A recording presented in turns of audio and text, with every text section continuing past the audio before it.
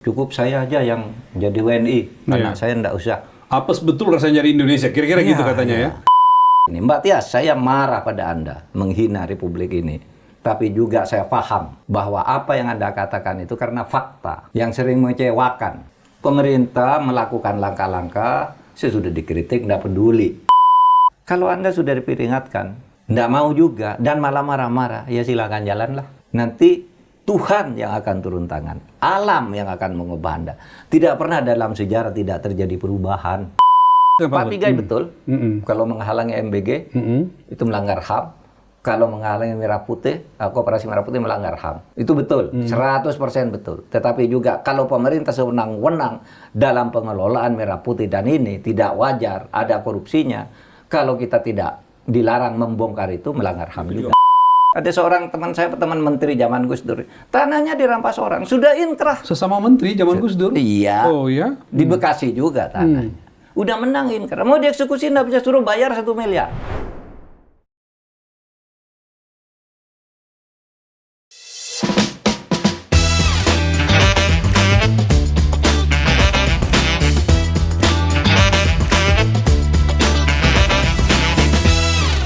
Halo, saudara semua. Assalamualaikum warahmatullahi wabarakatuh. Senang bisa menyapa dan bertemu kembali dengan Anda semua di podcast Terus Terang di bulan Ramadan ini. Di forum ini, di podcast ini saya selalu berusaha untuk berbicara jujur dan terus terang tentu saja. Sekaligus berbagi pandangan tentang politik, hukum, dan pemerintahan yang terkini. Simak dan ikuti pembahasan ini sampai akhir agar Anda mendapat pemahaman secara utuh. Baik, mari kita mulai. Silahkan, mau tanya apa? Pak Mahfud, hari-hari ini kita itu menyaksikan banyak hal yang membuat publik bertanya-tanya bahkan heran. Ya, misalnya ada orang yang bangga anaknya tidak jadi warga negara Indonesia, jadi warga negara asing. Lalu kita juga terkaget-kaget melihat ada mahasiswa yang cerdas berani mengkritik pemerintah, lalu mendapat teror. Teror ke ibunya, teror ke teman-temannya. Nah, buat Anda netizen, itu semua akan saya tanyakan kepada Pak Mahfud. Anda mungkin juga akan bertanya-tanya bahwa misalnya orang yang mengkritik atau dianggap melawan kebijakan pemerintah itu melanggar HAM, seperti kata Menteri HAM. Nah, apa yang terjadi? Pak Mahfud akan saya minta menjelaskan. Kita sedang menghadapi apa sih dalam hari-hari ini? Pak Mahfud, saya mulai dengan viral di media sosial yang saya sebutkan tadi. Seorang ibu muda itu dengan bangga mempertontonkan ya status kewarganegaraan anaknya yang jadi warga negara asing. Cukup saya saja jadi WNI, anak saya tidak usah, kira-kira gitu. Lalu disorot banyak pihak. Pak Mahfud mencermati apa dalam kasus ini? Ya, pertama ketika saya mendengar itu saya ikut marah tentu saja ya, sebagai warga negara Indonesia yang telah mencicipi nikmatnya Indonesia ini sesudah merdeka, sehingga bisa nyekolahkan orang juga seperti saya, Bu Dwi Sasetning Tias gitu kan. Dwi Sasetning Tias. Sasetning Tias ya. Saya mendengar itu marah dan itu bertentangan dengan prinsip yang sering kita nyatakan di forum ini selalu. Jangan pernah lelah mencintai Indonesia. Oh iya ya. Ini tampaknya lelah ini. Pak Mahfud selalu di setiap episode Pak Mahfud selalu mengatakan jangan pernah lelah. Itu maknanya ya sebenarnya. Maknanya gitu. Saya marah orang lalu merasa tidak suka kepada Indonesia, padahal dia sendiri itu mendapat kenikmatan karena Indonesia, mendapat kenikmatan sekolah karena Indonesia, lalu dia melecehkan Indonesia di depan publik dengan begitu parah gitu ya, begitu menyakitkan bagi kita. Cukup saya aja yang jadi WNI, anak saya enggak usah. Apa betul rasanya dari Indonesia? Kira-kira gitu katanya ya. Nah, tetapi kemarahan kita tentu harus kita bandingkan dengan situasi. Saya terus terang marah kepada Tias ini, Bu Tias atau Mbak Dwi Tias ini. Dan banyak rakyat marah, saya baca. Tapi kalau kita lihat ke belakangnya, kita juga harus sadar diri lah. Pemerintah pengelola negara ini kan dia katakan, kenapa dia melakukan itu? Karena perkembangan pemerintahan terakhir nampaknya membuat putus asa. Pemerintah melakukan langkah-langkah, sesudah dikritik, tidak peduli. Iya kan? Perbaikan tidak dilakukan. Itu kan dilakukan oleh Saset Tening Tias ini ya. Yeah. Dwi Tias lah ya panggil ya. Ibu Tias lah kita Ibu panggil. Tias lah ya. Menurut saya ya salah dia dengan bersikap begitu, terlalu emosional. Tetapi juga kita harus sadar, sikap seperti Dwi Tias ini, ya, itu kan pernah ramai dulu beberapa waktu yang lalu, kabur aja dulu. Ya, itu ya. kan sama artinya. Mirip-mirip lah Pak ya. Kalau negaranya kayak gini kabur aja dulu, kan mirip sebenarnya semangatnya. Kalau di dalam tidak terlayani, ya dengan baik sebagai warga negara atau rakyatnya seperti itu, ya kabur aja dulu. Kan begitu. Pak Mahfud melihat itu serangkaian sikap respon publik. Nampaknya pemerintahnya sudah terlalu steril ya terhadap kritik-kritik itu. Masyarakat ngeritik dianggap salah gitu ya. Atau silakan kritik, kami tetap jalan gitu. Seperti tidak ada gunanya. Perubahan-perubahan kebijakan tidak terpengaruh dari kritik yang banyak berdasar data. Apa yang dikatakan oleh Bu Tias ini kan sebenarnya berangkat dari fakta-fakta kan. Saya dulu kan pernah mengatakan gini, saudara, kesetiaan kepada Republik ini akan luntur. Rasa cinta kepada bangsa ini akan menjadi hilang secara pelan-pelan kalau negara ini tidak mampu mengayomi rakyatnya, memfasilitasi rakyatnya untuk menikmati hak-hak hidupnya secara wajar sesuai dengan yang tersedia di Indonesia. Saya katakan begini, orang mau berusaha misalnya, diperas, iya kan? Mau cari kerjaan, dipalak, gitu. Dan belum tentu dapat juga. Mau eksekusi vonis, juga harus bayar. Perkara sudah inkrah, diperkarakan lagi, diadili lagi. Itu kan banyak. Lalu apa yang terjadi di negara ini sehingga orang kalau gitu kabur aja dulu lah. Kabur aja dulu tuh bukan, orang kan keperluan nomor satu tuh kan hidup. Yeah. Kebutuhan dasarnya hidup. Gitu. Kalau nggak bisa hidup, saya nggak bisa sandang pangan. Gitu. Secara berkecukupan pada negara ini kaya, udahlah kabur dulu cari tempat lain. Ini sama sebenarnya semangatnya. Nanti anak saya di Indonesia begitu-begitu juga kan gitu. Nah, oleh sebab itu ya mari kita koreksi diri juga. Kita salahkanlah Dwi Tias itu mengatakan gitu. Cabut beasiswanya, suruh ganti. Saya tuju blacklist gitu. Orang keras begitu. Tapi kita juga harus mulai bahwa ini bukan tanpa data, tanpa fakta. Apalagi kalau Anda mau ikuti Instagramnya ya, Instagram atau medsos yang digawangi sendiri oleh Dwi Tias ini bagus-bagus kok. Ya, kalau untuk kita lihat Indonesia kan bagus-bagus. Ya, kecintaannya kepada Indonesia tinggi. Ibu ini paham apa yang terjadi, gitu ya. Karena itu dia memberikan kritik, dia memberikan solusi dan segala macam. Kalau postingan-postingannya Pak, terlepas bahwa dia bermasalah dalam hal etik gitu ya. Balik lihat postingannya bagus-bagus gitu. Apa yang menurut Pak Mahfud? Ada persoalan nasionalisme yang luntur atau apa? Nasionalisme luntur, kalau kita berharap kepada tanah airnya ini untuk memberi sesuatu yang wajar, ternyata rakyat banyak tidak dapat. Coba nasionalisme, saya selalu ngutip. Nasionalisme di era Bung Karno misalnya kan menggelora tuh nasionalisme. Orang miskin-miskin, kenapa? Karena dia membangun semangat kebersamaan. Bahwa kita kaya, kita nikmati sendiri, kita kelola bersama. Orang miskin bersama tidak apa-apa. Senasib sepenanggungan. Semakin asal tidak ditipu oleh pemerintahnya sendiri, kan gitu. Nah kalau sudah begini kan orang putus asa. Bayangkan, menurut informasi, saya tidak melakukan penelitian.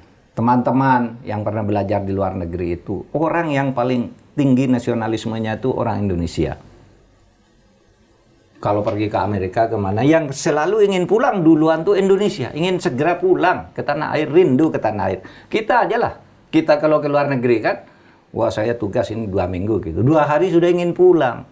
Ya, sudah rindu Indonesia. Iya, tanah airku tercinta, tidak terlupakan meskipun aku pergi jauh. Iya kan? Ya, tak pernah hilang dari kalbu. Ya. Itu Indonesia. Tapi kalau di Indonesia tidak diberi harapan apa-apa. Orang mau berusaha diperas.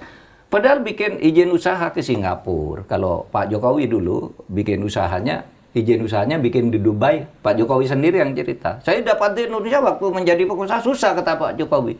Jadi saya di Dubai bikin buka usaha di sana, tidak sampai 1 jam selesai. Di Indonesia ini, bikin usaha, minta izin ini. Wah, ini katanya sudah serba komputerisasi sesudah Undang-Undang Cipta Kerja itu. Apa yang terjadi? Ini komputernya lagi bermasalah, ini tidak bisa hari ini. Loh, katanya sudah komputerisasi. Loh, kalau Bapak mau manual aja. Sesudah manual bayar dulu. Nah, begitu-begitu merata di berbagai tempat itu, dan orang takut ngomong. Yang ngomong orang ada di luar. Ya. Seperti Dwi Tias ini. Mbak Tias, saya marah pada Anda menghina Republik ini. Tapi juga saya paham. Ya, paham bahwa apa yang Anda katakan itu karena fakta yang sering mengecewakan di tempat kita ini. Tapi cintailah negeri ini. Anda bisa bersekolah karena Indonesia merdeka, karena punya sumber yang bagus. Saya juga mengalami hal yang sama. Kalau Indonesia tidak merdeka, tidak akan semaju ini kita. Tetapi kita jangan diam untuk selalu melakukan perbaikan dengan tetap cinta kepada Indonesia. Ya, saya setujulah dengan tindakan pemerintah agar ini di blacklist, tapi pemerintah ya harus gitu. Ya, pemerintah harus sadar bahwa kerusakan itu sekarang sedang terjadi di mana-mana. Gitu. Ya. Itu aja. Respon pemerintah, saya mengambil ini kata kuncinya. Bapak marah tapi memahami apa yang terjadi. Memahami. Karena apa yang ya, dalam Memahami, benak karena dia, sudah gitu. banyak orang melakukan Nah, ini. karena itu pertanyaan saya berikutnya adalah pemerintah mengatakan bahwa memutuskan untuk memblacklist suaminya, terutama karena suaminya masih dalam proses studi yang dibiayai oleh negara, Pak, LPDP. Dua-duanya nih award di LPDP, LPDP. Tapi suaminya yang belum menuntaskan pengabdiannya. Lalu kemudian di blacklist, tidak bisa lagi berhubungan dengan institusi pemerintah dalam hal pekerjaan, gitu ya, dan mengembalikan semua uang yang sudah keluar plus bunganya. Itu sikap tegas dari pemerintah. Ya. Oke, dari sisi kemarahan itu. Tapi dari sisi lain untuk menjawab bahwa memaklumi apa yang ada dalam benak dia, pemerintah harus bersikap apa, Pak? Ya, pemerintah harus mengubah dong, karena ini bukan hanya Dwi Tias ini kan hanya orang mewakili suara publik yang sebenarnya sudah terasa, terutama di masyarakat kecil. Ini banyak sekali terjadi. Ya, coba kalau kita lihat berita-berita terakhir ini ya, orang kecil melakukan usaha di depan rumahnya, lalu ditindak. Oh, yang di NTT, Pak. Yang di NTT itu kan, ya, jual sayur di halaman rumah. Di halaman rumah. Ya. Harusnya kan dibina aja kan, tidak usah. Apalagi di berbagai tempat. Cuma orang tidak berani bicara aja. Ketika datang ke saya, mereka ini kan bilang, Pak, saya mengadu begini. Mau enggak nama Anda saya sebutkan gitu? Enggak berani. Malah Pak, tambah habis saya katanya. Saya melapor ke Bapak aja, tolong gitu. Ini banyak kasus yang Banyak terjadi. sekali Melaporkan ke Pak Mahfud. Itu di meja saya segini orang laporan. Tapi minta namanya tidak disebut. Karena semakin disebut, wah dia habis. Bisa dihabisi. Dengan segala cara. Gitu. Ya diperlakukan sewenang-wenang gitu. Ada misalnya hotel ya di Jawa Timur itu didatangilah oleh aparat, dimintai apa kontribusi dana keamanan untuk apa, besarnya sampai 18 juta satu tahun, apa untuk seperti asuransi gitu, tapi tidak ada kwitansinya, apa untuk pengamanan hotel dari kalau ada bom, kalau ada apa. Loh, kalau tidak mau lalu diteror kamu, kalau ada bom di sini kamu ya yang tanggung jawab. Kami tidak tanggung jawab lah gitu. Lalu dengan ancaman macam-macam. Tidak bayar kan? Kalau tidak bayar ya tutup. Dengan berbagai cara gitu. Meskipun tidak langsung kamu tutup gitu. Diteror sampai harus bayar. Nah, yang begitu orang tidak berani bersuara. Ketika saya tanya, mau tidak Bapak? Saya sebut namanya. Dan hotelnya. Jangan Pak. Saya yang bahaya. Hancur usaha saya. Kan gitu. Nah yang begitu-gitu orang takut. Karena dibawa cekikan gitu itu. Itu banyak. Sehingga ada orang bisa berani bersuara seperti Dwi Tias ini karena dia di luar negeri kan. Iya. Gitu. Nah oleh sebab itu mari kita perbaiki. Kita cintailah negara ini dengan sepenuh hati dan mencintai tidak cukup, rakyat yang diminta mencintai. Kalau pemerintah itu artinya memelihara kecintaan, memelihara nasionalisme, artinya berlaku sesuai dengan konstitusi, menghargai hak-hak rakyat, menghargai hak asasi rakyat. Ya. Tidak boleh diskriminasi. Gitu. Ya, tentang orang-orang yang sekolah di luar negeri atas beasiswa negara, Pak Mahfud, mungkin ini menjadikan ini sebagai catatan. Ya. Jadi mungkin menjadi hati-hati untuk berbicara, bersikap kritis, karena merasa bahwa di satu sisi dibiayai oleh negara gitu. Apa makna kontribusi bagi negara, bagi orang-orang yang di mata Pak Mahfud ya, bagi orang-orang yang mendapatkan kesempatan sekolah di luar negeri dengan dibiayai oleh beasiswa negara? Karena kan ada ikatan kontrak ya. Apakah maknanya ikatan kontrak atau membatasi juga suara-suara kritis kita kepada pemerintah? Karena saya menjadi sekolah atas biaya negara, maka saya nggak boleh mengkritik pemerintah saya dan segala macam. Khawatirnya ada perasaan seperti itu. Enggak, justru perubahan-perubahan mendasar di negara ini ya itu terjadi karena mereka yang mendapat biaya dari negara. Pendidikan dari negara. Iya, pendidikan. Kayak kita nih sekarang nih pemerintah yang muncul sekarang ini. Iya. Yang jadi menteri, jadi DPR apa kan karena sekolahnya bagus-bagus. Siapa yang membiayai sekolah itu kan negara. Iya. Meskipun dia bayar, negara memfasilitasi umumnya. Ya seperti kita lah, seperti saya kan hidup dari beasiswa terus. Iya. Dari S1 sampai S3 dapat beasiswa, kan fasilitas negara. Nah, oleh sebab itu harus diingat kontribusi yang diberikan oleh negara terhadap pendidikan itu adalah kewajiban. Dan tidak boleh membungkam orang untuk berbicara. Karena orang-orang yang di pendidikan ini pada saatnya nanti akan ikut mengurus negara. Entah di level apa ya. Mungkin ada yang jadi camat, ada yang jadi bupati, yang jadi apa, jadi apa. Menteri Semua, gitu ya? semua jadi menteri. Nah ini kalau dari sekarang sudah tidak boleh bicara, terus mau jadi apa negara ini? Kapan majunya gitu? Padahal kita merdeka adalah untuk itu. Untuk memberi kesejahteraan, memberi kesempatan kerja, melindungi hak asasi, hidup secara wajar, berjuang, berkompetisi secara wajar, itu harus dibuka oleh negara. Sehingga nanti kalau di tata pemerintahan itu lalu muncul apa yang disebut meritokrasi. Ya, tidak boleh ada apa spoil itu, kemudian ada nepotisme, gitu. Nah, itu yang tidak boleh terjadi. Kita harus buka negara ini sebagai negara konstitusional dan kita sebenarnya ingin orang bersuara. Yang seperti Dwi Tias ini banyak. Yang sekarang kan mulai berkurang ya, media massa juga udah semuanya pada takut gitu. Saya suka Dwi Tias ini berbicara begitu, tetapi jangan sampai menghina negara. Karena negara ini kan ada 3 unsur minimal. Ya. Ada rakyat, Tias itu rakyat. Ada pemerintah, ada wilayah. Nah, yang dia kelui siapa sih? Yang dia kelui kan pemerintahnya. Ya kan? Yang dianggap tidak kompeten, merugikan hak-hak rakyat, merugikan negara.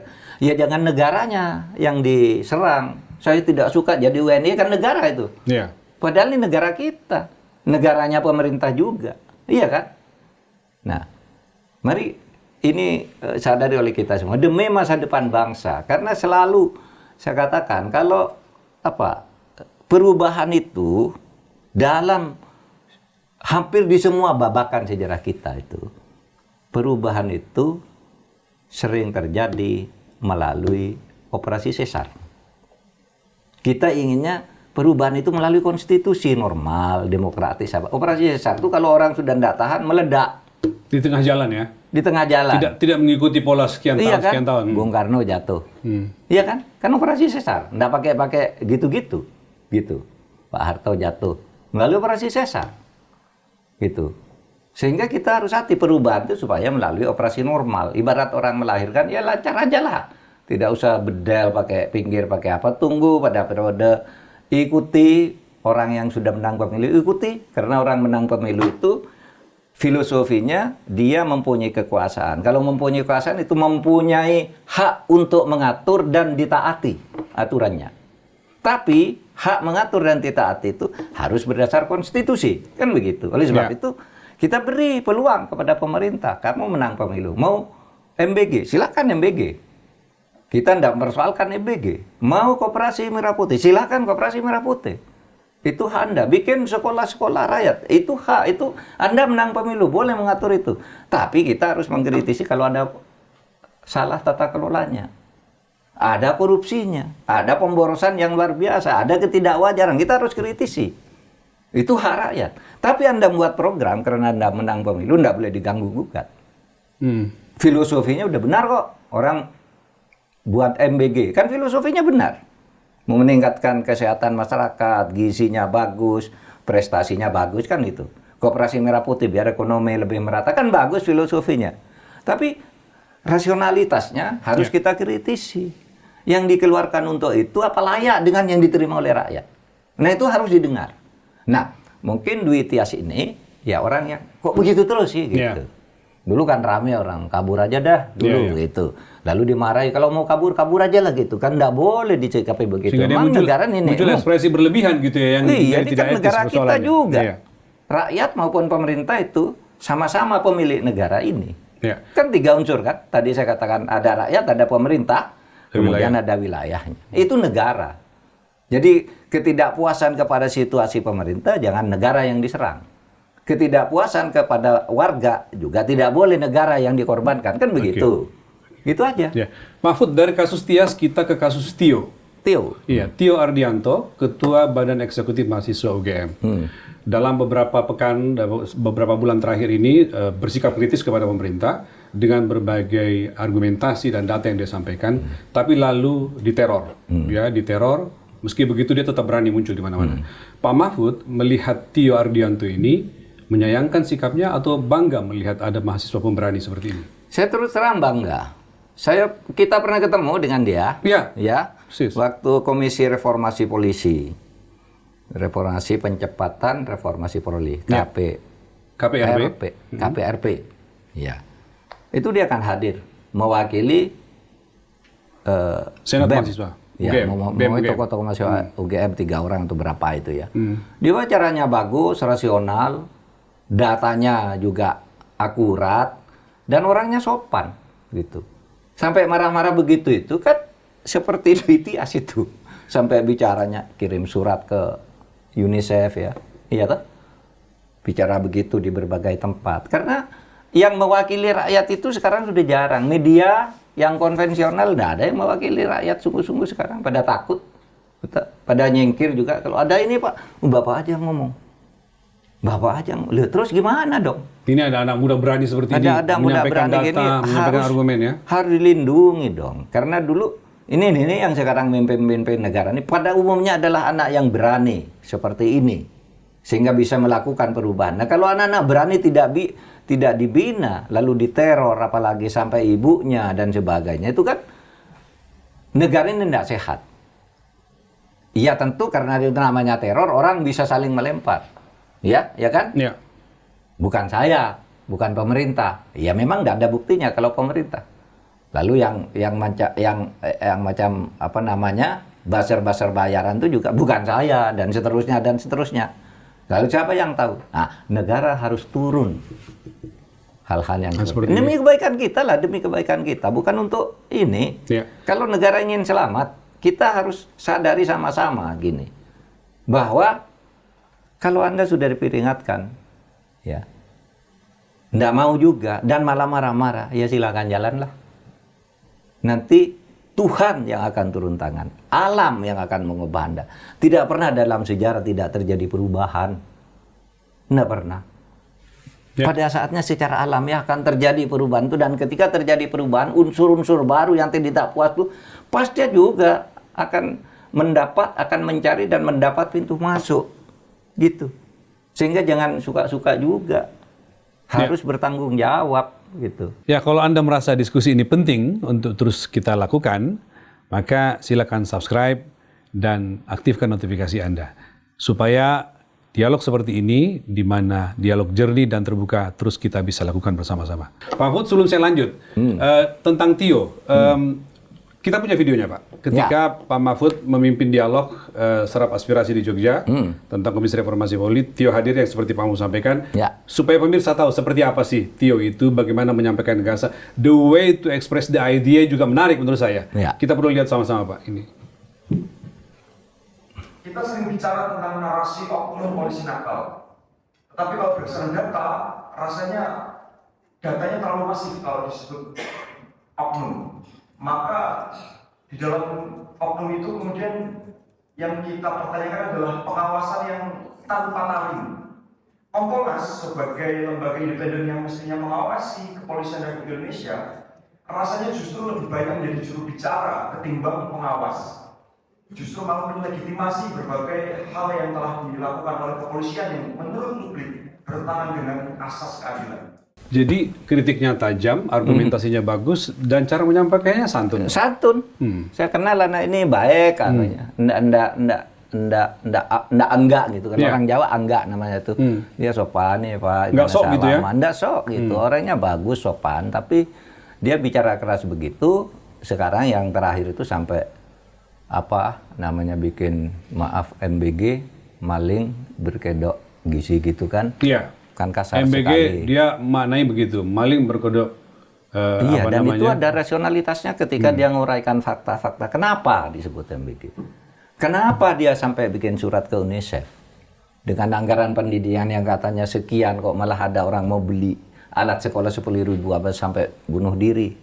Ada juga anak ketika mau makan tidak punya uang, oleh ibunya disuruh jualan tisu dulu biar nanti bisa beli makan, lalu tabrak alat berat di sebuah proyek gitu.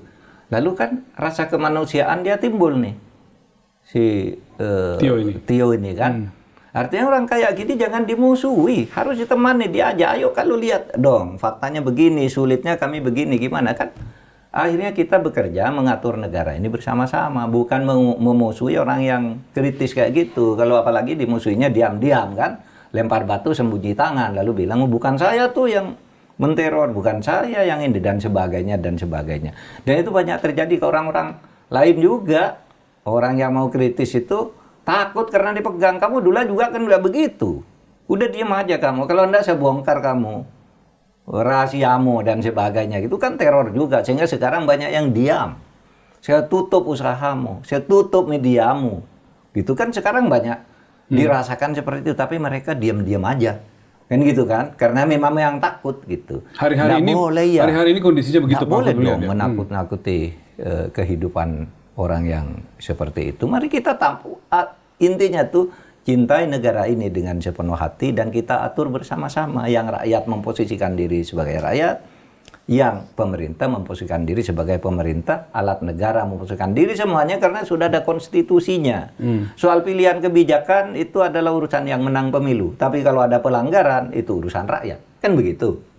Itu aja sebenarnya prinsipnya dalam Pak Mahfud, Tio ini mengaku diteror, menjadi ramai di media sosial dan di publik karena mengaku diteror, ibunya pun juga diteror, teman-temannya sesama pengurus BEM UGM juga diteror. Padahal kan kalau kita lihat kan dia menyampaikan unek-unek dan pendapatnya, kebebasan berbicara kan dilindungi oleh undang-undang, Pak. Gimana Pak Mahfud melihat itu? Ya makanya saya katakan, mari kita dukung bersama anak seperti ini dan aparat seharusnya menyelidiki. Sekarang ini kan tidak sulit ya mencari. Lalu diperiksa siapa yang meneror kamu dalam bentuk apa, dalam bentuk misalnya WA, dalam bentuk apa, gitu kan bisa dicari. Namanya aparat itu kan keahliannya itu, ya kan? Itu harus dicari dan diberitahu, jangan melakukan teror lagi seperti itu gitu. Karena juga banyak teror-teror yang kemudian tidak berujung pangkal kan, seperti yang Caca itu ya, yang Tempo itu. Cicak, ya. Ya, yang dikasih kepala babi. Kepala babi itu sampai sekarang tidak jelas juga. Masa enggak? Padahal saya tahu polisi itu sangat cekatan loh kalau mencari hal-hal sangat Mantan Menko Polhukam tahu betul ya bagaimana polisi sangat bekerja. Sangat cekatan, bekerja hebat, sangat profesional menemukan hal-hal kayak gitu itu. Gitu masa yang gini enggak ketemu gitu. Dan sekarang kan alatnya sudah canggih untuk itu. Pemerintah sebenarnya tidak diam Pak dalam kasus teror-teror ini karena kan ada yang bicara, misalnya Mensesnek mengatakan menanggapi begini kira-kira ya, saya bacakan Pak. Kalau soal teror kita nggak tahu ya siapa yang meneror. Nah pertanyaan saya, apa cukup respon pemerintah kalau kita mengatakan bahwa pemerintah harus melindungi warganya dengan penjelasan seperti ini, komentar seperti ini? Ya menurut saya tidak cukup. Mestinya kita tidak tahu yang meneror, lalu minta ke aparat. Cari dong. Anda kan punya alat untuk menemukan itu. Anda kan bisa ketemu Tio, Anda bisa ketemu ibunya Tio, ya kan? Diteror apa, siapa, bentuknya apa sindiran, apa ancaman, atau apa gitu. Itu kan bisa gitu ya, untuk menjamin keamanan masyarakat. Apa sih tugas negara itu? Kan melindungi. Tugas dan tujuan negara itu membentuk pemerintah dengan tugas dan tujuan melindungi bangsa dan tumpah darah. Seluruh bangsa dan seluruh tumpah darah. Kan ini bagian dari itu. Maka kita membentuk Kementerian Pertahanan, membentuk TNI, membentuk Polri. Membangun kesejahteraan umum, membentuk pemerintah yang melayani masyarakat agar bisa hidup layak. Kan gitu. Ya. Memajukan pendidikan, mencerdaskan kehidupan bangsa, untuk sekolah-sekolah, kan semua itu untuk rakyat, gitu. Nah, tapi kalau kemudian rakyat yang sadar, lalu kemudian itu ada salah kelola itu ada korupsi itu tidak wajar perhitungannya, anggaran sekian jatuhnya ke rakyat hanya sampai sekian. Misalnya, rakyat boleh dong menyatakan itu, apalagi dalam situasi begitu lalu terlihat ada korban yang sangat tragis. Anak bisa bunuh diri hanya perlu uang 10.000, minta ke ibunya ndak punya. Anak ini sayang pada ibunya agar ibunya ndak susah, sudah dia aja yang bunuh diri. Kan gitu kan?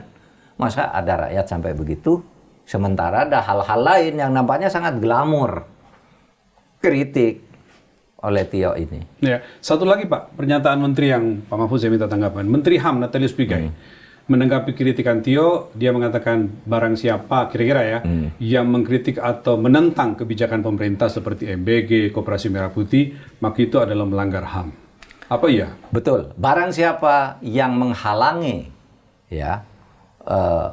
program pemerintah untuk MBG, kemudian Koperasi Merah Putih, sekolah rakyat yang murah dan sebagainya, itu berarti menentang HAM. Tetapi juga ingat, siapapun pemerintah yang mengelola negara ini dengan tidak profesional, menimbulkan korupsi dan keborosan di sana-sini, menimbulkan ketidakimbangan pemanfaatan antara keperluan diplomasi dan keperluan rakyat, itu juga melanggar HAM. Ingat, HAM itu bukan hanya sipol. HAM itu ada 3 tingkatannya. Satu, pertama sipol, menyangkut hak-hak politik. Yang kedua ekosop, ekonomi, sosial, budaya, itu HAM juga. Lalu yang ketiga, generasi ketiga HAM itu lingkungan hidup. Jadi jangan hanya bicara bahwa ngasih makan orang, tapi pengelolaan yang tidak benar itu adalah pelanggaran HAM. Pengelolaan yang sewenang-wenang, jelas-jelas melanggar kewajaran, itu juga pelanggaran HAM. Itu juga pelanggaran HAM. Jadi tinggal mana? Kalau normanya kan begitu. Siapa yang menghalangi MBG ini melanggar HAM. Tapi siapa yang melola secara sewenang-wenang dan korupsi juga melanggar HAM. Menghalangi MBG itu melanggar HAM, tetapi mengkritik MBG kan mestinya tidak. Mestinya tidak. Kalau itu bagian dari kebebasan menyampaikan pandangan, pendapat. Itu HAM juga. Tapi juga sewenang-wenang terhadap pengelolaan MBG kan melanggar HAM. Hak ekonomi rakyat kan. Kalau dibiarkan korupsi kan hak ekonomi, ekosop. Ekosop. Ada ekonomi sosial budaya. Dalam pendidikan melanggar sosial juga. Kan itu pemerintah yang melakukan itu. Pelanggaran HAM di bidang ekosop itu. Kalau di bidang kejiwaan, oke lah, mungkin sipol ya. Sipil, hak sipil dan hak politik. Tapi ingat ada ekosop. Persis. Jadi ya harus seimbang. Ini negara ini milik bersama. Kita harus mensyukurilah kemajuan-kemajuan yang dimiliki, dan kita harus mencintai negara ini dengan sepenuh hati, tanpa kenal lelah apapun yang dialami. Kita tetap cinta kepada Indonesia ini, karena Indonesia itulah memberi kepada kita atas berkat rahmat Allah yang Maha Kuasa, memberi kenikmatan yang begitu besar kepada kita. Sedikit lagi Pak, saya mau nanya tentang, mungkin katanya dengan kualitas demokrasi, saya minta refleksi Pak Mahfud. Kan makin ke sini orang makin serius membahas soal kebebasan berbicara dan keberanian mengungkapkan pandangan seperti Pak Mahfud tadi mengatakan, udah pada takut. Karena kejadiannya itu tadi, jurnalis bersuara kemudian dikirimin paket bangkai babi, aktivis diteror dikirimin bom molotov, aktivis seperti Tio diteror juga sampai ke orang tuanya dan segala macam diteror. Orang jadi mengatakan ada pembungkaman ya dengan cara seperti ini. Apa yang terjadi Pak dengan kondisi kehidupan demokrasi kita kalau melihat sampai ke sini yang seperti contoh-contoh tadi, Pak Mahfud pandangan seperti apa? Iya, sebenarnya itu kan kesewenang-wenangan ya terselubung. Kosong undang-undangan terselubung. Iya kan? Kan sebenarnya kewenangan orang dibuat tidak berani bicara. Iya. Kalau bicara media misalnya, ya sumber pembiayaan medianya ditutup dan sebagainya, gitu.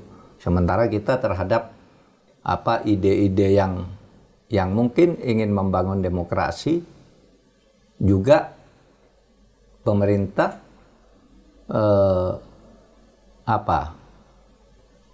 toleran lah ya, permisif terhadap hal-hal yang melanggar demokrasi. Iya. Itu taruhlah yang terakhir itu Media lokal dengan platform, Pak. Iya, Betul. media lokal.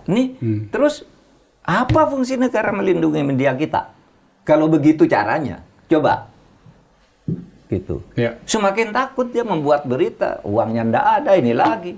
Akhirnya semuanya begini. Padahal media itu adalah pilar demokrasi yang keempat yang selama ini kita banggakan, kan media. Legislatif sudah ambruk, ya, kepercayaan publiknya. Eksekutif korupsinya luar biasa. Pengadilan, yudikatif juga busuk. Nah kan kita berharap ke media agar selamat semuanya. Lalu sekarang banyak media-media bayaran, media liar, gitu. Ya. Kan itu berbahaya bagi negara. Pada akhirnya kita ini dikendalikan oleh isu-isu liar yang kemudian diresmikan sebagai isu resmi. Kan tidak boleh begitu negara itu. Itu yang melanggar hak asasi menurut saya. Oke. Saya lanjutkan, Pak. Pak Tigai betul. Kalau menghalangi MBG itu melanggar HAM. Kalau menghalangi Merah Putih, Koperasi Merah Putih melanggar HAM. Itu betul, 100% betul. Tetapi juga kalau pemerintah sewenang-wenang dalam pengelolaan Merah Putih dan ini tidak wajar, ada korupsinya.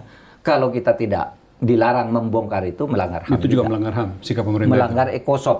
Ya. Hak asasi di bidang ECOSOP. Ekonomi, sosial, budaya. HAM di bidang ECOSOP ya. Iya, HAM generasi kedua sesudah HAM sipil, sipol, kemudian ECOSOP, lalu HAM yang ketiga lingkungan hidup. Ya, HAM ketiga lingkungan seperti banjir di Sumatera dan sebagainya. Itu kan pelanggaran HAM juga. Iya. Iya. Iya. Oke Pak Mahfud, saya lanjut lagi Pak. Masih ada komentar juga pertanyaan publik di kolom-kolom medsosnya Pak Mahfud. Ini kaitannya dengan pernyataan Pak Jokowi dengan revisi atau tidak revisi Undang-Undang KPK. Tapi sebelum saya ke sana, saya ingin Pak Mahfud dulu menjelaskan bagaimana persisnya Pak kalau Pak Jokowi mengatakan bahwa dia tidak menandatangani revisi Undang-Undang KPK ketika itu. Iya, memang faktanya Pak Jokowi tidak menandatangani itu. Memang tidak ditandatangani. Tidak ditandatangani dan itu berlaku sendiri dan harus diundangkan pada tanggal 17 Oktober. Karena DPR pada waktu itu sudah mengesahkan sebulan sebelumnya. 19 September kan. 19 September paling lama seminggu sesudah pengesahan DPR dan pemerintah itu dikirim ke pemerintah dan pemerintah harus menandatangani dan mengundangkan paling lama 30 hari. Ya, sejak disepakati DPR. Kalau 30 hari presiden tidak mau tanda tangan, itu berlaku dengan sendirinya. Dalam hal ini betul Pak Jokowi dia tidak mau tanda tangan. Tapi saya ingat peristiwanya pada waktu itu karena saya terlibat. Ya, makanya saya tanya ke Pak Mahfud. Di dalam lagi rame itu. sekarang. Orang kan sekarang masih aja, Pak Mahfud, Anda dulu jadi Menko Polhukam, kok dibiarkan tuh Undang-Undang KPK diubah? Loh. Pertama, waktu Undang-Undang KPK diubah nih, saya belum jadi menteri. Belum jadi menteri, ya. Kan September, saya kan akhir Oktober baru jadi Bapak masih menteri. di luar pemerintahan ya? Iya kan? Ya.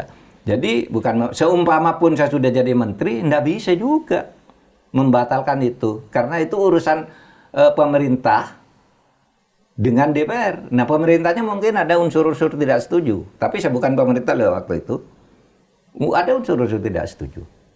Tapi DPR-nya lalu asal dibahas secara terbuka dan terang-terangan, ya sudah, gitu kan. Itu yang disebut meaningful participation seharusnya. Nah, tapi dalam ini memang menarik KPK ini. Jadi begini, menjelang pelantikan Pak Jokowi sebagai presiden periode kedua, dia sudah terpilih kan di bulan April, Juni dinyatakan menang. Ya. oleh Mahkamah Konstitusi. Nah, menjelang proses-proses ini kan ada perubahan Undang-Undang KPK. Nah, dalam Undang-Undang KPK ini diubahlah yang intinya menjadi undang-undang seperti sekarang. Rakyat demo bahkan menolak akan mengganggu pelantikan presiden dan sebagainya. Lalu presiden nih mengundang tokoh-tokoh yang disebutnya sebagai tokoh bangsa. Saya masih ingat, yang muda-muda tuh yang diundang Ferry Amsari, B. Fitri Susanti, yang agak senior tuh Gunawan Muhammad, Emil Salim, Azumardi Asra. Yeah. Saya ikut Tuti Herati Nur Hadi dan juga ada kira-kira 40 atau 30 orang. Disebut sebagai tokoh bangsa. Iya. Kita nyampaikan waktu itu ke Pak Jokowi, Pak, undang-undang KPK ini jangan diteruskan. Lah gimana caranya, kata Pak Jokowi. Saya ini kan tidak punya partai. Ini yang menentukan kan DPR. DPR itu partai-partai. Saya kan tidak punya partai, tidak bisa. Nanti saya batalkan juga, tidak bisa. Pak Emil Salim ngacung, Pak, di belakang Bapak bukan partai. Rakyat yang di belakang Bapak. Ini Pak Emil Salim. Pak Emil nih. Semua ada Senior. saksinya. Saya ada di situ. Terus apa? Lalu muncul alternatif. Gitu. Bapak bisa tidak menandatangani, keluarkan perpu. Gitu. Nah, begini. Waktu itu saya diundang, tapi saya tidak bicara itu. Saya bicara pemberlakuan, karena waktu itu kan ada KUHP sedang di demo juga. Iya, lagi ramenya demo. Saya bilang, Pak, KUHP ini kalau ditunggu-tunggu, nggak akan pernah selesai. Sudah diundangkan aja, kalau salah nanti ke DPR, ke MK. Kan ini sudah puluhan tahun. KUHP itu sudah 59, karena ada yang tidak setuju, batal lagi, tidak setuju. Sudah disahkan aja, saya bicara itu. Tapi, di akhir pembicaraan itu, Pak Jokowi enjoy itu. Jadi pertemuan yang direncanakan 1 jam kira-kira itu, berlangsung sampai 2 jam lebih, karena sudah itu, oh yuk, ini asik nih, kata Pak Jokowi. Kita makan dulu, ngobrol, bergurau sama Pak Jokowi lah. Sudah itu dilanjutkan lagi diskusi itu. Oh ya? Intinya agar KPK ini dibatalkan. Revisi Undang-Undang KPK. Revisi, Nah, jangan tidak lanjut lah. Caranya apa? Dengan perpu. Nah, begitu keluar, jumpa pers. Pak Jokowi sendiri yang mengatakan tuh, masih ada rekamannya jejak digital. Saya tadi ketemu dengan tokoh-tokoh bangsa ini. Ada usul menarik yang saya pertimbangkan. Apa? Yaitu membatalkan Undang-Undang KPK melalui perpu. Gitu. Melalui perpu.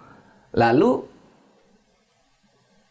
penjelasannya panjang, tetapi itu pokoknya saya pertimbangkan. Kita batalkan Undang-Undang KPK itu melalui perpu. Tapi bagaimana caranya? Saya minta nih dari bapak-bapak untuk bicara. Lalu teman-teman tuh menunjuk saya, ini loh yang ahli hukum tata negara. Padahal itu banyak ahli hukum tata negara. Padahal di dalam saya tidak bicara apa-apa tentang Undang-Undang KPK. Karena orang sudah bicara semua. Malah ngomong ke UHP ya? Iya. Lalu saya bilang, ya memang kalau situasi begini, cara mengubah undang-undang itu ada 3. 1, legislative review. Diundangkan dulu lalu diubah lagi. Melalui biasa itu legislative review.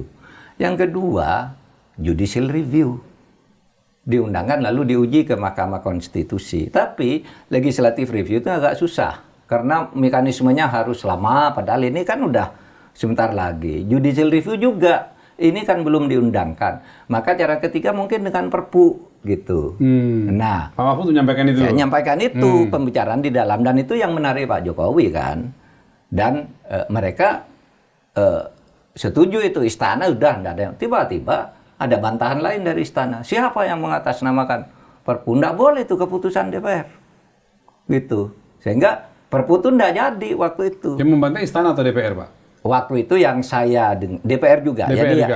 Yang saya dengar dari istana itu ngabalin. Oh, ya jadi Adi KSP. Muhtar ngabarin. Siapa? KSP waktu itu Istana ya. enggak pernah berpikir ngubah Ya, undang-undang. mewakili istana Itu ya. siapa? Lah saya bilang, mewakili istana ini siapa? Enggak hadir kemarin ke istana. Padahal presiden sendiri yang. Tapi oke lah. Karena itu mungkin tarik-tarikan politik di tingkat politik gak berat. Enggak bisa itu. Gitu. Akhirnya enggak jadi. Iya kan? Bahkan Arsul Sani ini waktu DPR, kalau presiden mengeluarkan perpu, akan kami tolak perpunya. Coba. Itu masih ada jejak digitalnya. Arsul Sani. Arsul Sani P3 yang sekarang di Mahkamah Konstitusi. Iya. Waktu itu masih ada, saya masih simpan itu. Nah, oleh sebab itu, wah ini bahaya nih kalau keluar perpu tambah kacau. Mau pelantikan kan gitu. Pelantikan presiden waktu itu. Nggak jadi gitu. Jadi, Mas, itu betul memang Pak Jokowi waktu itu tidak setuju. Ingin KPK itu tidak diberlakukan perubahan. Sebelumnya kan ada proses politik di DPR, pemerintah hadir dan dia setuju. Plek itu udah selesai kan. Tapi sesudah dapat masukan dan reaksi publik, Pak Jokowi nampaknya saya tertarik ini Perpu. Makanya Pak Jokowi tidak bertanda tangan. Karena Perpunya tidak bisa keluar, ini lalu berlaku sendiri. Akhirnya berlaku sendiri dong. Akhirnya berlaku Dengan sendiri. dia tidak tanda tangan sama artinya bahwa dia mempersilahkan itu berlaku sendiri. Iya, kan kira-kira gitu kan. Iya, tapi secara moral dia merasa tidak setuju kan tidak setuju. sebenarnya untuk diteruskan. Nah itu fakta yang saya ada di dalamnya. Tetapi memang permainan politik antara pemerintah dengan DPR waktu itu kan begitu kuatnya ya. Ya itulah kita sudah tahu pemain-pemainnya karena tinggal buka filenya kan. Pada saat itu siapa sih gitu yang menginginkan ini dan sebagainya gitu. Kalau sekarang kemudian Pak Jokowi ketika ditanya ramai tentang kembali lagi kepada undang-undang yang lama, Pak Jokowi mengatakan saya setuju kembali lagi ke undang-undang yang lama, artinya revisi balik lagi ke yang lama. Ada yang mengatakan bahwa itu bagian dari cuci tangan Pak Jokowi, ada juga yang mengatakan ya Pak Jokowi ini gimana sih dulu membiarkan jalan dengan artinya sekarang mau balik lagi. Ada perubahan sikap dari Pak Jokowi. Gimana Pak Ahmad melihat? Ya masing-masing orang bisa menilai sikap itu kan terjadi perubahan konfigurasi politik ya. Perubahan konfigurasi politik itu bisa menimbulkan sikap tertentu bagi politisi-politisi tertentu. Dan bisa menimbul penilaian tertentu bahwa itu mau cuci tangan, itu ada orang yang mengatakan gitu karena seharusnya Pak Jokowi kan tidak setuju dari awal, jangan sampai dibahas. Atau seharusnya keluarkan aja Perpu memang kenapa. Jadi kan sikapnya gitu. harus jelas dari awal gitu. Orang Pak. yang ngeritik itu kan cuci tangan, harusnya itu dibuat gitu Perpu itu. Tapi ada orang yang mengatakan ya fatsun politiknya kan tidak boleh dong, sudah dibahas di DPR rame-rame. Lalu dia waktu itu tidak setuju kan tidak bisa juga, kira-kira itu fatsun politiknya. Jadi tinggal orang menilai track record masing-masing orang yang menyatakan sikap itu. Track record Pak Jokowi dalam hal ini apa sih? Orang bisa menilai itu sendiri-sendiri. Tapi kalau yang saya alami itu yang saya ceritakan tadi. Oke, terakhir Pak Mahfud, ini soal Komisi Percepatan Reformasi Polri. Orang bertanya kapan sih diumumkan rekomendasinya atau mungkin persisnya kapan sih Presiden menerima ini. Tapi sebelum ke sana Pak, di tengah puncak-puncaknya kita bicara reformasi, tetap saja muncul kasus-kasus polisi Pak. Ya, yang membuat miris masyarakat. Di Tual, seorang pelajar itu mati, meninggal karena kena hantaman polisi. Ramai sekali Pak, lalu polisi minta maaf. Lalu di Makassar, selisih berapa hari, polisi muda yang meninggal karena dianiaya oleh seniornya. Jadi tengah puncak-puncaknya tuntutan reformasi polisi masih terus terjadi. Apa sih Pak, kalimat apa yang tepat untuk menggambarkan kondisi polisi saat ini Pak? Ya kalimat yang tepat itu memang Polri itu harus direformasi dengan cepat. Dengan cepat? Dengan cepat, karena reformasinya sendiri kan sudah datang, sudah ada. Tapi kok lambat, belok ke sana-sana, diluruskan kembali, mari percepat reformasi itu yang dilakukan oleh Presiden. Nah, itu keadaan seperti itu terus berkembang ketika orang ribut-ribut. Polisi perlu direformasi, polisi ini rusak. Dikritik segala macam tetap saja muncul kasusnya. Semakin banyak muncul kasus. Jadi oleh sebab itu, pertanyaan tadi kan, kemana sih Komisi Reformasi Polri? Nah itu salah pertanyaannya. Komisi Reformasi Polri, Komisi Percepatan Reformasi Polri itu tidak menyelesaikan kasus. Ada kasus.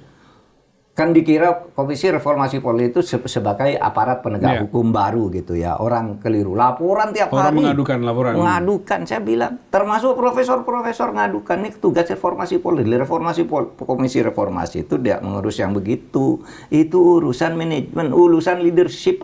Urusan leadership, internal polisi. Iya, internal polisi. Makanya perlu direformasi leadershipnya. Nah, apa sekarang? Kemana reformasi Polri? Loh, reformasi Polri sekarang hilang, tidak ada suaranya. Reformasi Polri itu, Komisi Reformasi Polri itu diberi tugas untuk tahap pertama oleh Presiden 3 bulan. Nah 3 bulan itu sudah selesai, sudah kita minta waktu ke Presiden. Sudah rampung tugasnya? Sudah. Rekomendasi kita minta sudah jadwal, selesai. kita tidak akan bicara apa hasil putusan akhir kecuali yang sudah muncul di publik itu. Sekarang yang akhir disampaikan ke Presiden. Sudah kita minta waktu ke Presiden.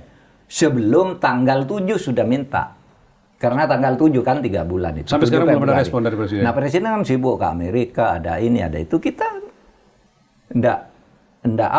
belum menyampaikan apa-apa, dan kita diem bersepakat, udah diem dulu sampai ke Presiden. Soal Pak Kapolri bicara di DPR, bicara di mana, itu urusan hubungan dia dengan DPR. DPR bicara apa, ya urusan DPR gitu. Kita nanti sampaikan kepada Presiden. Nah, selanjutnya itu, ya terserah Presiden kan. Jangan juga berharap, loh nggak ada gurunya Polri nggak berubah, karena ya terserah Presiden. Karena sebenarnya hal-hal yang terjadi ini, Presiden tuh tahu semua kok penyebabnya. Dan sering dipidatokan kerusakan-kerusakan di Polri itu. Presiden tuh tahu semua. Sebenarnya benar orangnya dulu mengatakan, untuk apa buat reformasi Polri? Kan Presiden sudah tahu tuh masalahnya, tinggal melakukan ini. Ya Presiden sudah tahu juga, tapi membentuk komisi percepatan ini kan maksudnya biar ada landasan moral, bahwa landasan etisnya begini loh. Gitu Saya ya. tidak sewenang-wenang. Nih, saya minta dulu komisi reformasi berbicara apa? Kita akan sampaikan. Gitu. Oleh sebab itu jangan menagih ke reformasi Polri kalau misalnya ada kesewenang-wenangan, ada orang dibunuh, ada orang apa, tidak profesional gitu. Itu masih Tergantung Presiden, termasuk soal kemungkinan kejaksaan atau Iya, Mas. pengadilan juga. yang rusak itu sebenarnya kan kita di semua sektor. Nyalakan Polri sendiri juga nggak bisa. Saya punya kasus nih, kejaksaan banyak. Barang-barang dulu sitaan itu hilang. Yang sekarang diakui kan oleh Kejaksaan Agung.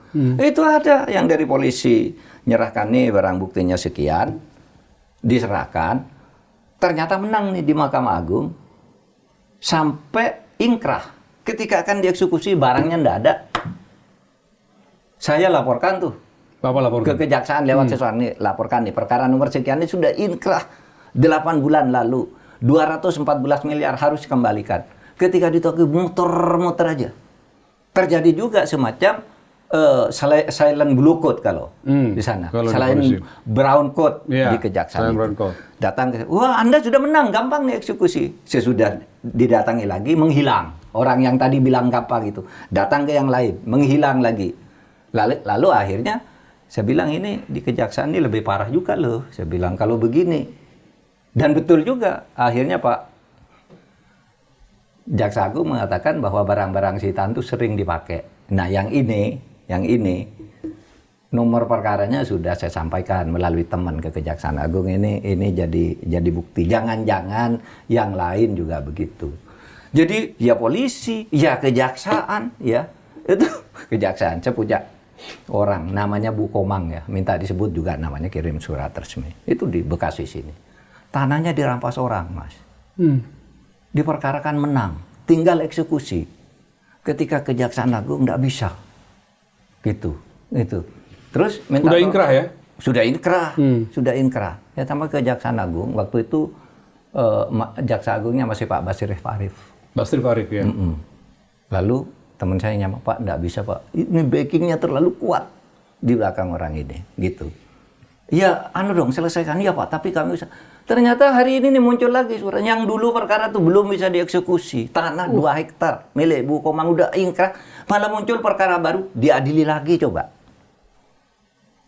Itu baru satu kasus. Masyarakat kita menghadapi itu Pak ya? Itu di kejaksaan. Di pengadilan lain lagi. Ada seorang teman saya, teman menteri zaman Gus Dur. Tanahnya dirampas orang, sudah inkrah. Sesama menteri zaman Gus Dur? Iya. Oh ya? Di Bekasi juga tanahnya. Udah menang inkrah. Mau dieksekusi nggak bisa, suruh bayar 1 miliar. Saya tanya, saya telepon teman saya di Mahkamah Agung, Mas, itu masa mau eksekusi sudah menang? Enggak lah, paling biayanya tuh 5 juta 1 miliar. Kok 1 miliar? Kebetulan pimpinan pengadilannya tuh saya kenal. Saya telepon dia, apa betul? Pak, suruh menghadap saya aja. Itu pasti calo yang ngurus di depan. Iya memang teman saya menteri ini, ngurusnya ini, setiap mau ngurus nggak diterima oleh pengurus yang di depan itu, yang ngurus itu. Orang lainnya nih, udah saya yang ngurus, nggak boleh masuk. Begitu saya suruh ketemu lah, udah langsung. Kemarin tuh langsung diminta untuk penyocokan data dan Bapak nggak usah keluar biaya kecuali Bapak kalau mau masang barang-barang berat, bawa traktor sendiri, ini sendiri. Bapak, yang penting besok penandaan, pencocokan identitas gitu. Nah, ada calo-calo yang main, yang mungkin dipelihara oleh orang dalam. Karena tidak bisa bagian langsung dari bisa. praktik mafia Ya, ini misalnya semua. saya mau ke Mas Ya. Rizal, mau Ya. minta eksekusi nih, sudah ada penetapan nih, Ya. ketua pengadilan harus eksekusi. Yang melaksanakan Anda kan yang mengkoordinir. Nah, saya tidak bisa ketemu Anda, setiap mau ke Anda harus lewat ini. Ini repot lah, ini sedang Harus keluar tidak ada. sekian, harus keluar sekian. Akhirnya minta 1 miliar. Ah, iya. Tawar-menawar akhirnya jatuh 600 miliar. Dia tidak mau. Loh, ini tanah saya resmi Ini korban kok. sekelas menteri, Pak, mantan menteri Segera ya. mantan menteri, Astaga. Mas. Mantan menteri. Aduh. Ya, ya, Dikira saya itu aparat penegak hukum karena saya komisi reformasi. Dia datang ke saya, Nggak ada "Oh, hubungan." Pak, saya bukan penegak hukum, tapi karena Bapak teman saya sampaikan. Dan terbantu, Pak? Selesai? Terbantu maksudnya? selesai. Oh, oke. Selesai gitu. Sekelas Oh, menteri. iya. Dan itu banyak, apalagi yang tidak sekelas menteri kan. Iya, iya, iya. Persis, Rakyat terlihat persis, kayak Bu persis, Komang Pak. tadi tuh. Waduh, Mas, gila ini. Nah itulah ini Ya. bulan Baik, puasa saya kira- terlalu banyak. Iya, kita sedang terlalu berpuasa, Pak. banyak ghibah. Tapi menyampaikan sesuatu yang betul kan juga ibadah ini. Ya, bagi Anda dari semua hal yang disampaikan tadi, mana menurut Anda yang paling Anda khawatirkan dari berbagai problem dari hari-hari kita ketemu problem seperti ini? Ada persoalan nasionalisme, ada kebebasan berekspresi, atau ada soal penegakan hukum? Silakan kita diskusikan di kolom komentar. Saya kembalikan ke Pak Mahfud. Monggo, Pak. Pemirsa, sekian terus terang edisi minggu ini. Sampai ketemu dan jangan lewatkan pembahasan isu aktual berikutnya. Jika kritik dianggap ancaman, jika opini dianggap perintangan, jika keberanian dibalas dengan teror, maka yang harus kita jaga bersama adalah ruang kebebasan itu sendiri. Jangan putus asa. Bangsa ini tidak akan runtuh karena kritik. Bangsa ini justru kuat karena kritik yang dijaga dalam koridor hukum. Hukum tidak boleh menjadi alat untuk membungkam, melainkan untuk menegakkan keadilan. Jangan pernah lelah untuk mencintai Indonesia. Selesai.